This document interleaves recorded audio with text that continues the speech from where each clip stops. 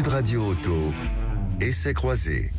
Chaque dimanche, Sud Radio et ses partenaires de Mobility TV essayent pour vous un véhicule sur le marché du neuf. Aujourd'hui, Cocorico, les amis, enfin une voiture française, l'Alpine R, qui a mis des étoiles plein les yeux.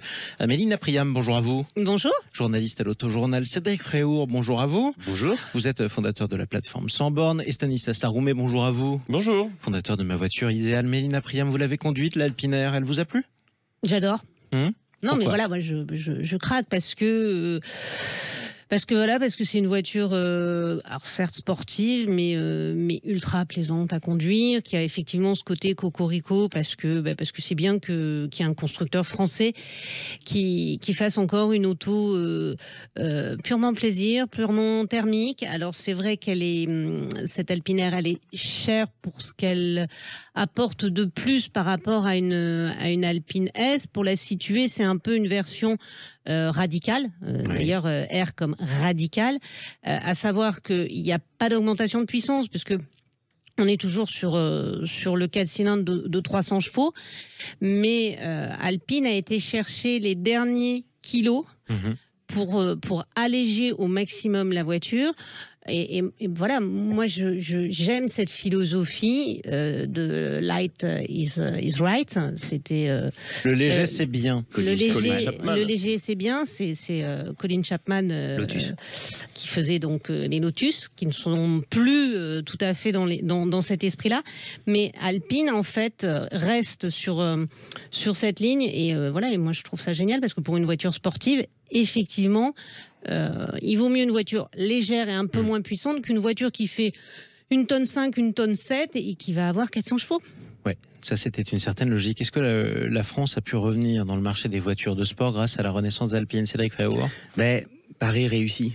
On espérait tous que la renaissance d'Alpine ne fasse pas un flop. Oui. Parce que, bon, voilà, on a une sorte de mal français qui est dans le haut de gamme, on n'est pas très fort. Et c'est la Porsche française aujourd'hui. Ouais. C'est la Porsche française. Oui, alors après, ça reste quand même le marché Alpine reste c'est très français. Voilà, on n'est jamais satisfait de nous-mêmes. du tout. Non, mais ça reste très franco-français. C'est-à-dire que les gens qui achètent des Alpines sont essentiellement des Français. Elle est un petit peu vendue au Japon parce que les Japonais, voilà. D'enfer. Enfin, je veux dire, les ventes se font essentiellement un petit peu au Royaume-Uni. Les Allemands nous boudent toujours un petit peu, tant pis parce pour qu'ils eux. n'ont pas de malus, en fait. Et donc, forcément, une Alpine R, c'est la sportive la plus, c'est la plus juste, en quelque part, parce qu'elle vaut 105 000 €. Oui, c'est cher, mais il y a 2049 € de malus. Vous prenez une Porsche Boxster équivalente, vous avez 40 000 € de malus. Et elle vaut encore plus cher. Oui, c'est une énorme différence. Oui, je trouve que cette voiture, elle a un vrai sens, quoi. C'est vrai que on fait la sportive la plus écologique en quelque part et la plus. En quoi elle est écologique? En quoi elle est parce qu'elle est légère. légère. Mélina l'a dit. Donc même avec un moteur de 300 chevaux, si on veut faire du 7 litres au 100 ou un 130 sur l'autoroute, c'est tout à fait possible. Et puis au-delà de l'émerveillement et de la magie d'une renaissance réussie, objectivement, et là je parle sous le contrôle de mes deux éminents, mon confrère et ma consoeur, c'est génial. Répartition des masses idéale. Le moteur, il est plein partout. Tous les amoureux et fans d'automobile sur la planète en rêvent. Il y a James May, qui est un des présentateurs vedettes de Top Gear, qui s'en est offert une. Tout de suite, il a couru en disant pour moi, c'est la meilleure automobile qui soit. C'est génial à conduire une Alpine. C'est-à-dire que même quelqu'un qui serait totalement réfractaire à l'automobile et encore davantage sportive, on l'assoit derrière, on le met derrière le volant, il se met à rouler, il dit je l'achète. C'est spectaculaire quand même. Alors moi, c'est un truc qu'on l'oublie jamais. Moi, c'est une voiture que j'aimerais vraiment avoir dans mon garage. Et avec d'autres, bien sûr. J'en ai déjà eu une. Vous aimeriez peut-être aussi la conduire, que je sache. Bien sûr, non, mais l'Alpine, je connais par cœur, mais un modèle de base, pour moi, c'est suffisant, c'est confortable. On traverse la France, on n'est pas fatigué. Ça consomme pas grand-chose, et ça consomme pas grand-chose non seulement en essence, en huile, en tout ce qu'on veut, mais aussi si on veut faire du circuit, la voiture étant légère. On ne pourrit pas à chaque fois ses freins, ses pneus, ses plaquettes, etc. parce que la voiture est légère. Et un modèle de base même. Mélina Priam est tellement amoureuse qu'elle ne dit rien. Ah non, mais moi, alors en plus, je suis tout à fait. C'est assez drôle parce que quand l'Alpine A110 est sortie, j'étais un peu dubitatif parce que je n'adhérais pas forcément à l'esprit, je dirais, de réadapter un design connu et de faire de jouer sur le néo-rétro du style de son ancêtre. Sauf qu'une fois je l'ai eu conduite, j'ai dit ok, bon, c'est bon.